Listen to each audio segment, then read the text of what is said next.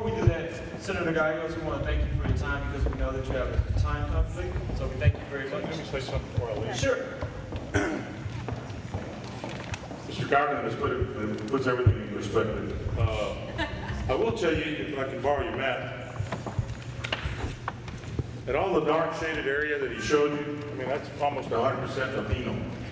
But I will tell you that I don't see it on the map here in Houston. But here in the Houston Metroplex, we have more Latinos in the entire Rio Grande Valley put together. And I just wanted to point that out to you.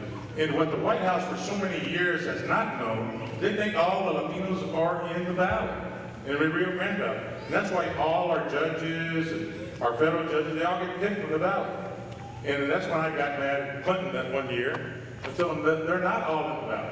They're all in Houston, Texas, the majority of them. And that's where we're at. But I just wanted to show you that to make a point. The people that Mr. Condon has talked about, Debbie Riddle, especially Debbie Riddle, and I was asked, and I debated her on CNN radio, but I didn't say it on the air. I said, well, what do you think about Debbie Riddle? Well, I think her and her kind, the people that introduce legislation like that, deserve to be put on that next shuttle that goes out, and then one-way ticket up there. Then they can introduce all the alien legislation that they want up there in that space shuttle.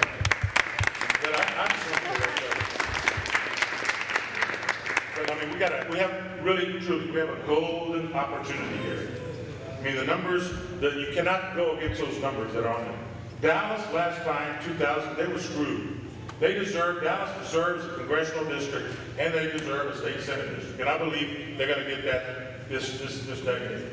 But like I said before, we deserve a second congressional district here in Houston. And if I have anything to do, we're going to do it. I just wanted to do that because I got to go to another meeting.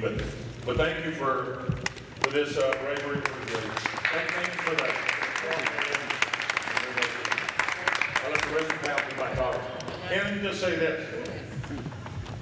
Even though I'm going to draw the second district, a lot of people have asked, well, Mario, are you going to run for Congress? I can tell you right now, the answer is no. I'm staying right here, I'm staying in the Senate, so that new congressional district can go to somebody that's a lot younger than I am. We got great young leadership here in the Houston, Texas area, and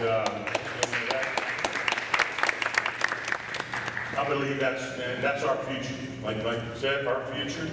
And the Latino increase, and it just gets better. But we got to start it now, and our golden opportunity is now. We need to do it now. Yes, sir. Senator, will the legislature make the deadline May 30th for the redistricting, or will it? I think we, it's going to be tough. Well, we're going to try to do it. And Carol and I know what we want to do.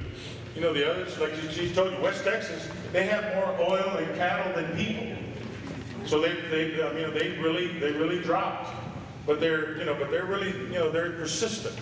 And they're willing to do a little, what I call it is what was those balloons called in the war era, the Zeppelins. The Zeppelins.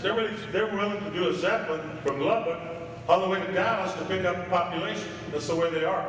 And that's what you call gerrymandering. They're willing to do that. But hopefully, I think, you just can't do that anymore. Can't do that anymore.